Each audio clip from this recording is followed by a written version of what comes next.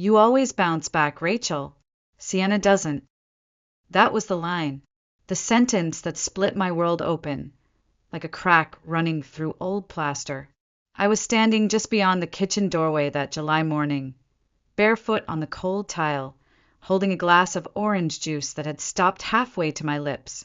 My mother, Margaret, was stirring eggs on the stovetop, while my father, Edward, leaned against the counter, his tie still perfectly knotted even though it was Saturday. They were discussing college decisions, or rather, deciding which daughter was an investment and which one was expected to survive on resourcefulness.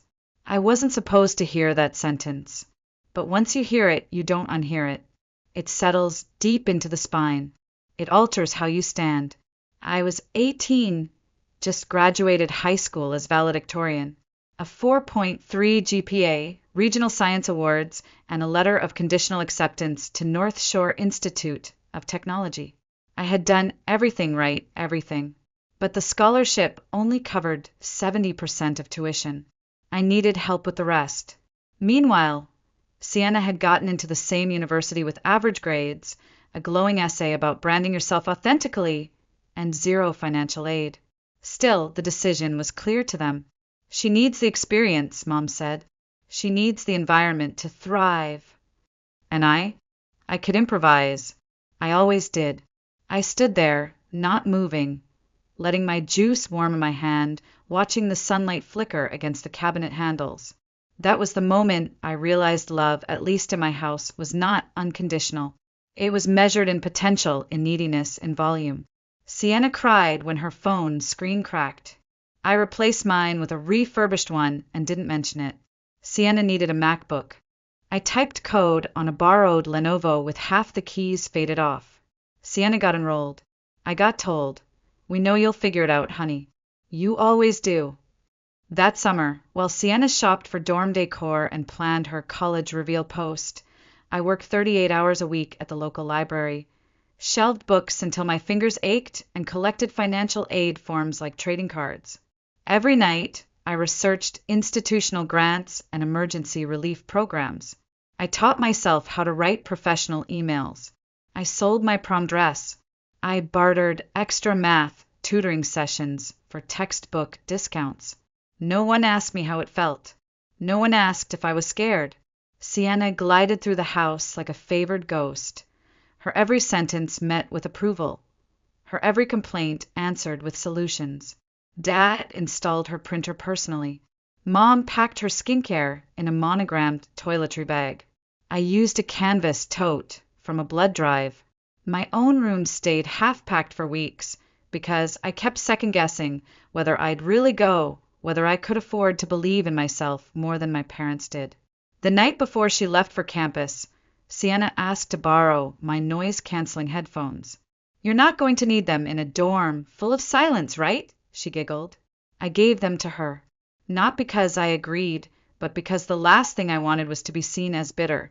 When it was my turn to leave, 2 days later, with my suitcase patched by duct tape and a second-hand calculator, I didn't get a family photo in front of the car. Mom handed me a grocery bag of granola bars. Dad said, "Let us know when you're all settled." I nodded and smiled, the way people do when their chest has already caved in. Then I closed the car door, turned the key, and drove myself to North Shore. Alone. The sign at the campus entrance read, "Welcome New Scholars." I parked in a lot near the back, beside a dumpster, and sat there for a minute, breathing. Then I reached into my backpack and pulled out the sticky note I'd written weeks before. Just 2 words, "Earned on." I pressed it against the inside of my dorm closet door, right where I'd see it every morning at 4:30 a.m. before my shift at the student radio station. That was the first day of the rest of my life, and no one in my family even noticed I had begun it. The dorm room was smaller than I'd imagined. The window barely opened, the mattress dipped in the middle, and the radiator hissed like it had opinions. But it was mine, my slice of independence, built on bargain bins and borrowed time. I pinned the post-it, "Earned on," next to my alarm clock and set it for 4:30 a.m. That first Monday, I started my job at the campus radio station, reading public service announcements between 5 and 7 before my first class. No one else was awake. The halls smelled like stale ramen and floor cleaner. I took comfort in the stillness, in being useful. Classes moved fast, but I moved faster. I sat in the front row, took notes in color-coded ink, memorized formulas between tutoring appointments and student government meetings. I didn't have time to feel tired. I drank black coffee with powdered creamer and ate peanut butter on saltines. Sometimes I'd split an apple in the lab and pretend it was dessert. Other times I'd skip dinner and save the last $2 in my account for laundry detergent. My roommate, a theater major from Connecticut, called me the ghost with a planner. I didn't mind. Ghosts move freely. Meanwhile, Sienna called from her apartment off campus. She'd gotten upgraded to a private room. My parents helped with the deposit. She laughed about her demanding marketing professor, then spent 10 minutes describing the design of her new gel nails. College is so hard, she sighed, while waves crashed in the background. She was on a weekend beach trip with her new sorority sisters. I was kneeling on the dorm floor, trying to get printer ink off my jeans before my 8 a.m. calculus review. When she hung up, I sat there in the quiet, wondering if hard meant the same thing in our worlds. Every Sunday, Mom would set up a group call. She'd ask Sienna how classes were going. Sienna would stretch the truth like warm taffy, mention a group project that didn't exist, a professor who adored her. Dad would laugh and say, "That's my girl." Then they'd pivot to me. "You're still okay with those grants, right?" Mom would ask, "We just knew you'd be so independent." I'd mention a research paper I was co-authoring on structural stress loads in steel beams, or a theorem I'd helped prove during tutoring. "That's great, sweetie," she'd say. "Now, Sienna, tell us more about that champagne fundraiser." Sometimes I'd stare at the blank screen after the call ended, my voice still echoing in the empty room, wondering if being strong meant always being alone. The contrast became routine. Sienna posted selfies from rooftop bars in designer sneakers. I scrubbed cafeteria trays for work-study credits. She got eyelash extensions. I refilled my shampoo with hotel samples. One afternoon, I found her tagged in a photo at a concert 2 states away. The caption read, "Manifesting abundance." I was manifesting a stable Wi-Fi connection so I could upload my physics lab report before midnight. But the silence wasn't just outside, it started creeping in. Friends invited me out, and I said no, telling myself I couldn't afford the distraction. I stopped calling home unless I had to. The few messages I got from Mom became shorter, more administrative. "Remember to renew FAFSA. Sienna's books were $600 this term. College is crazy expensive." Yes, it was. One night, after finishing a 3-hour tutoring shift, I returned to find a care package from the engineering department, a granola bar, a stress ball shaped like a gear, a handwritten card from Professor Linwood. "Your consistency is the quiet kind of brilliance the world forgets to reward, but never forgets." I stared at that note longer than I should have, then taped it beside the post. By the end of my first semester, I'd pulled a 4.0 GPA while working nearly full-time. No one called to say they were proud, but I'd stopped needing applause. I just wanted to survive, and maybe one day be seen. By my 4th semester, I had stopped asking for anything. I paid my fees on time, signed every loan document without flinching, and learned how to make a $12 grocery run last week. I carried my student ID on a lanyard tucked inside my coat, not for discounts, just in case anyone needed proof I existed. Some nights I didn't sleep, not out of stress, but because time itself felt too expensive to waste. It was around February of sophomore year when I started noticing the cracks in Sienna's performance. She called me one night in tears, said she was failing macroeconomics. I offered to help her study. She declined. "I'll be fine," she insisted. "Dad already called the department chair. He's going to talk to someone." 3 weeks later, I saw her tagged in photos at a St. Patrick's Day party 2 towns over, red plastic cups, a green crop top, and a caption that read, "This GPA deserves tequila." I didn't say anything. Then came the summer of junior year. I had accepted a grant-funded research position under Professor Linwood, working on structural load redistribution models in aging bridges. I spent 12-hour days in the engineering lab, my palms etched with graphite, my brain fogged by code. I slept in 2-hour intervals and ate whatever was free. That summer, I placed first in the Midwest Engineering Colloquium. Professor Linwood handed me a certificate and said, "You're not loud, Rachel, but your work echoes." The same week, a mutual acquaintance sent me a photo of Sienna standing on the balcony of a beach house in Emerald Isle. Sunglasses, tan lines, and a drink so neon it looked radioactive. She was supposed to be taking 12 credits that summer. When I asked her about it, she laughed. I registered and dropped them after the refund came. They can't track everything. I sat in the dark, holding my phone like it might crack in half. That refund, the one she used for a beach rental, was money my parents had wired for her tuition. Money they didn't have for me. I stared at the texts for an hour, typed a message, deleted it, called Mom, hung up. The truth was, I wasn't surprised. Mom and Dad believed in Sienna like people believe in weather forecasts. Even when it rained, they blamed the umbrella. If I told them she was lying, they'd just say I was jealous or worse, vindictive. And I wasn't. I didn't want her to fail. I just wanted someone to notice that I was succeeding. That summer, I won a departmental award. The email went unopened in my family inbox. I printed it and pinned it next to Professor Linwood's note. By then, my closet door was a collage of quiet victories, none of which had ever been acknowledged at home.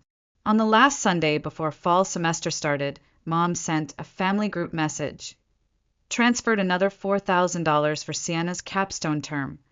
Can't believe how expensive Green Ridge is. Rachel, are you still good on your end? My end had become an assumption. My end was ramen, shift work, missed meals, and numbers so tight they squeaked.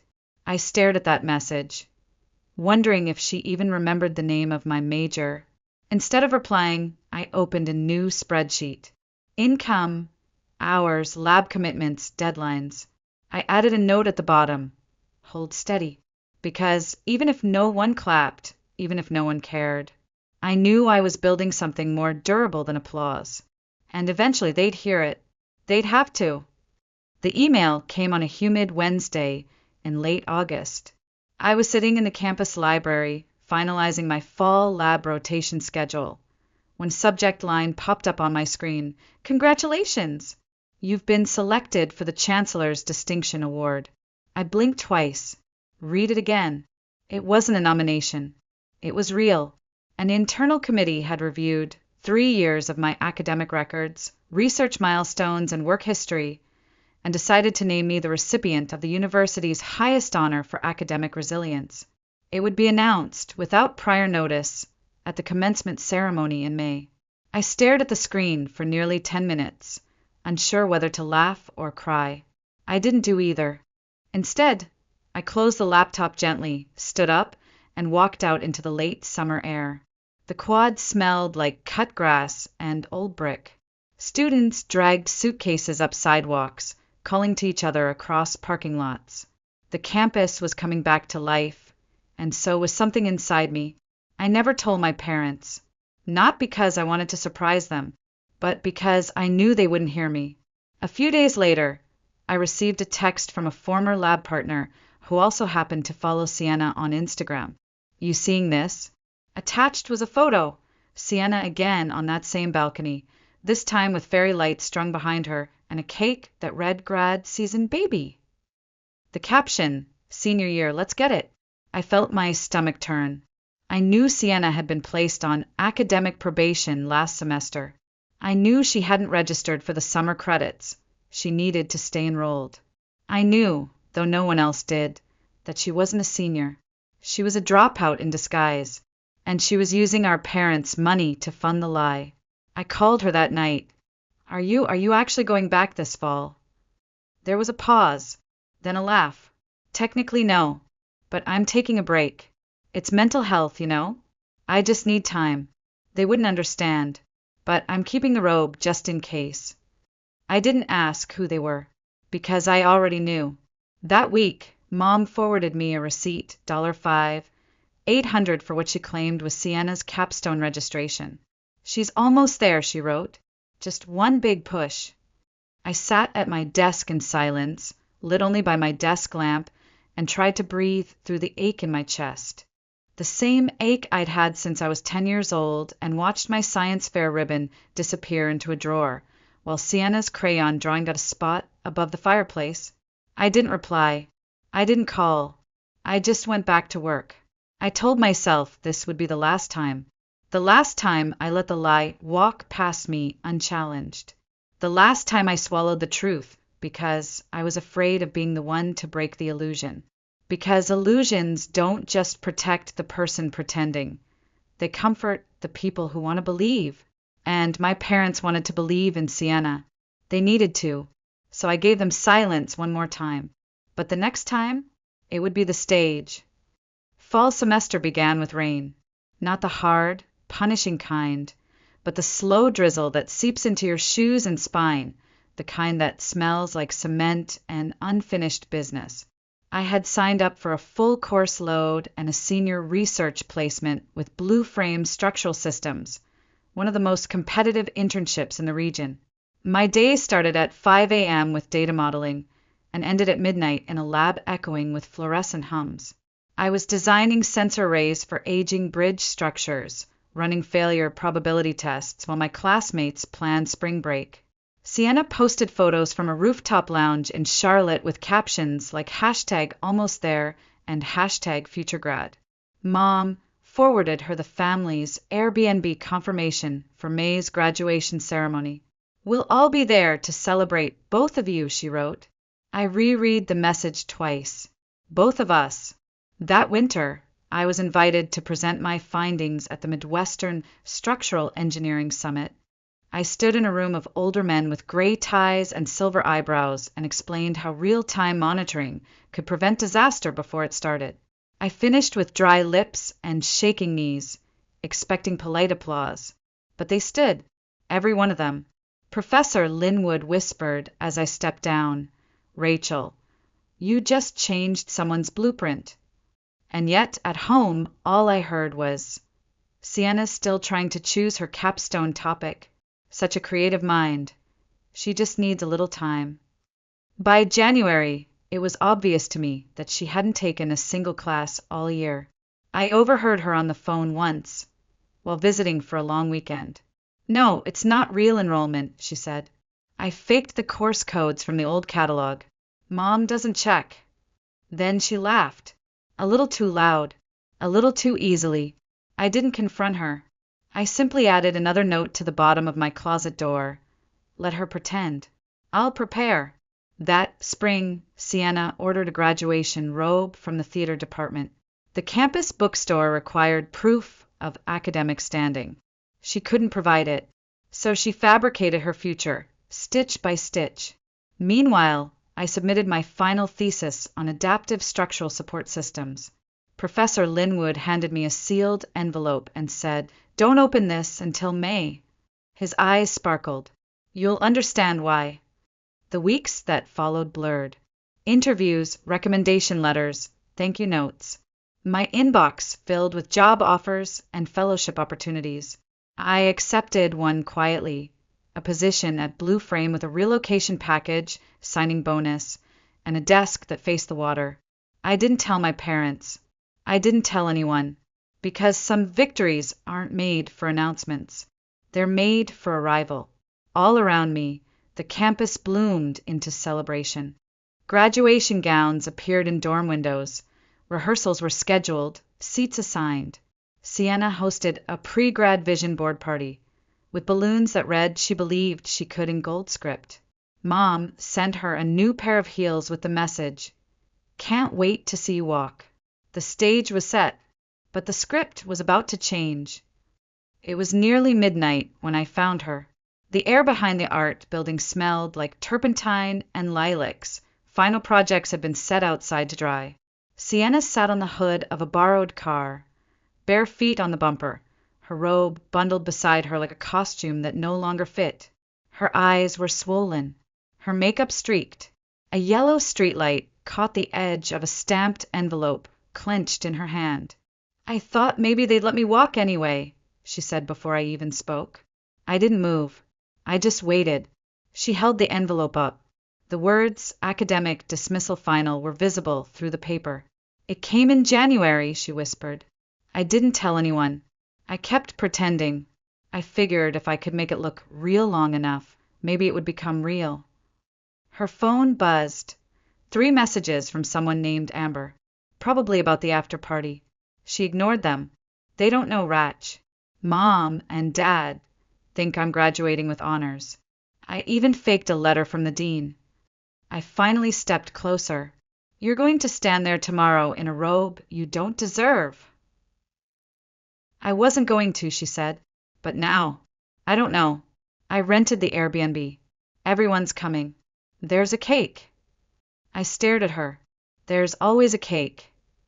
Sienna looked up then, and for a second, just one, she didn't look like the girl who'd stolen my spotlight for 2 decades. She looked like someone drowning.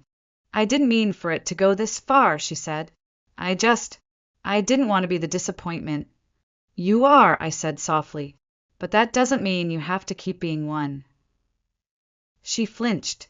"Why didn't you say something?" I asked. "Why fake the whole thing instead of asking for help?" She gave a hollow laugh. "Because you're the one they trust.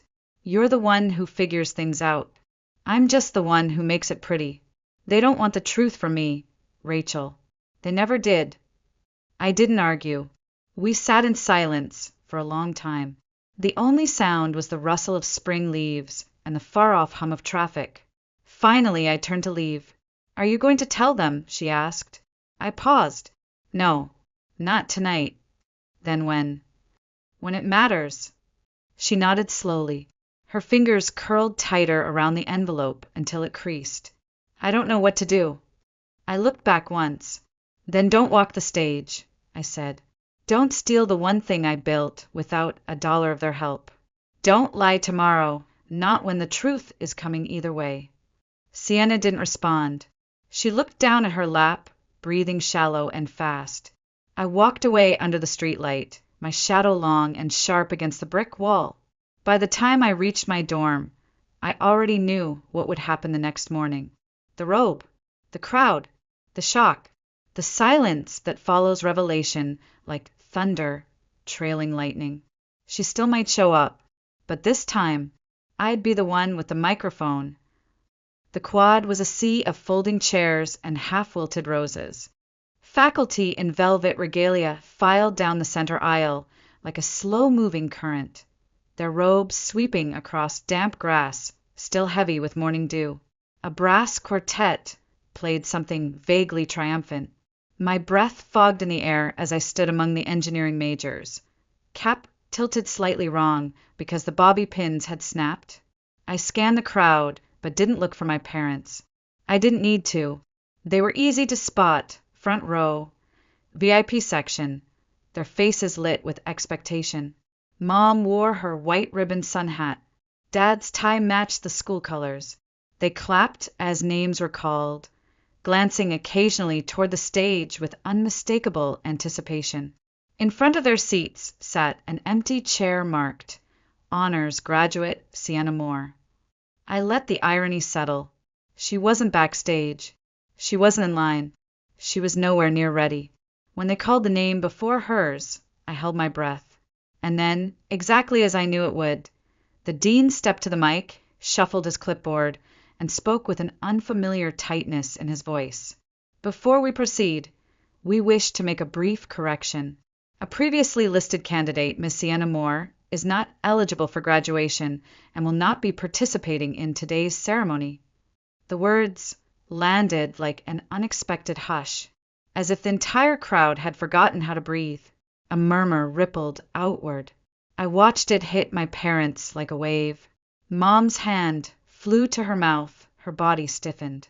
Dad's face drained of color, his shoulders suddenly unsure of themselves. Then, before the silence could solidify, the Chancellor stepped forward. "However," she said, voice clear and resonant, "excellence often comes from quieter places. Please join me in recognizing Rachel Moore, recipient of this year's Chancellor's Medal for Academic Resilience." It didn't register. Not at first. The name floated through the air like a spark waiting for oxygen. Then came the first clap, then 5, then 50. A wave of applause rolled across the quad, stronger than I'd imagined, louder than I thought I could bear. I felt my knees shake, my hands tingled, and still I walked. Not like a victor, not like someone proving a point, but like a woman returning to her own name after years of being mispronounced. The Chancellor placed the medal around my neck. "Your record is extraordinary," she whispered. "You carry more than just grades. You carry grace." I nodded, lips pressed tight. I didn't cry. Not then. I swallowed a decade of almosts and not quites, of being second in a race only one of us trained for, and let the weight of the medallion settle like justice across my chest. I didn't look at my parents immediately. I didn't need to see their confusion, their shame, the questions they hadn't thought to ask until now. I didn't want anger to sour the taste of triumph. But when the anthem played, when caps flew like startled birds into the overcast sky, I finally turned. Mom's mascara had run down both cheeks like twin rivers of disbelief. Dad's gaze was locked on me, not with pride, but with something closer to recognition. Then, from behind the stage, Sienna appeared. Late, out of place, robe clutched in one arm like a prop from a forgotten play. She didn't speak, didn't wave, just stood near the edge of the platform, half lit by a stage light, watching the moment she tried to steal unfold without her. We met by the stone fountain where graduates traditionally sign their names in chalk. My parents reached me first. Mom opened her mouth, closed it, tried again. "Why didn't you tell us?" she whispered. And I finally said what I had rehearsed since I was 12. Because every time I tried, you were already clapping for her. The silence that followed wasn't painful. It was honest. Dad slowly took the envelope from Sienna's hand. "Read it." And for the first time in my life, I watched him see her not as a favorite, but as a stranger. "The money," he asked quietly, "where did it go?" "Clubs. Rent. Clothes," Sienna said, eyes glassy. "I thought I could fix it before it mattered." Mom made a soft, crumbling sound, part apology, part disbelief. I reached up, removed the Chancellor's medal from my neck, and held it level with their eyes. "This isn't just mine," I said. "It belongs to every night I skipped dinner. Every shift I worked while she bought shoes. Every line of code you never asked me about." Sienna's voice cracked then, raw and brittle. "So what? Rachel gets to be perfect, and I'm the villain." I turned to her, calm, unshaken. "I'm not perfect," I said. "I'm tired. But tired isn't the same as broken." And that sentence, simple, unraised, unadorned, was the one that silenced her, more than any accusation ever could. 2 weeks later, I boarded a flight to Seattle. No parents waving goodbye. No confetti. Just me, a duffel bag of essentials, and a folder of offer letters folded into thirds. The plane lifted into a sky so clear it looked manufactured, and I didn't cry. Not because I wasn't feeling anything, but because I was finally feeling only what belonged to me. I moved into a small apartment near Elliott Bay, 9th floor, facing the water. The walls were blank, the shelves bare. I unpacked slowly. On my desk, I pinned the Chancellor's medal beside a note from Professor Linwood, and above them both I pressed my old post-it to the wall. Earn dawn. Except now dawn had already come. The days passed quietly. I began work at Blue Frame Structural Systems, joining a team building real-time failure detection for suspension bridges. The job was challenging. The hours were long. But the exhaustion tasted different, clean, honest, earned. At night, I walked to the docks, watched the ferries light up the water like fireflies tracing new boundaries. Some evenings I wrote, not code, but words, poems scribbled on the backs of blueprints, fragments of a life finally lived in full color, a life that wasn't waiting for anyone to clap. Then, in July, I received an email from my mother. It wasn't long, just a few paragraphs. She admitted they had mortgaged part of the house to fund Sienna's tuition, and were now trying to reclaim what the university would refund. She asked if I had any advice. The question should have hurt, but it didn't. I wrote back, calmly, detailed my personal budget, suggested they set aside what was left for retirement. "I'm covered now," I typed. "Take care of yourselves." I hit send before guilt could argue. That weekend, I took the ferry to Bainbridge Island, brought a notebook, drew a fan beside the words self-generated airflow, then added another fan beside it, labeled earn support, because maybe now the wind beneath me wasn't just mine. A few days later, Sienna sent a photo, her hammering nails at a Habitat for Humanity site. No filters, no hashtags, just a smile that wasn't perfect, but was real. Beneath the image, she wrote, "Beams don't judge who hammers them. They just hold." I pinned that too. Months passed. I stopped checking on their progress. Not because I didn't care, but because caring doesn't always mean clinging. Some love has to be observed from a distance to be safe. One Friday night, I stood by my apartment window, chalk in one hand, sketching load diagrams on butcher paper. Next to the calculations, I scribbled, "Support is a verb." Then I drew an anemometer, my first science fair project, now fully formed. That's when it hit me. Justice wasn't the applause at graduation. It wasn't even the look on my parents' faces when the truth fell from the microphone like a verdict. Justice was the blueprint I'd built with no audience, no spotlight, beam by beam, quiet, relentless, enduring. And one day, when someone else walks across a cracked floor and wonders if it will hold, I'll be the reason it doesn't collapse. Not because I made noise, but because I stayed,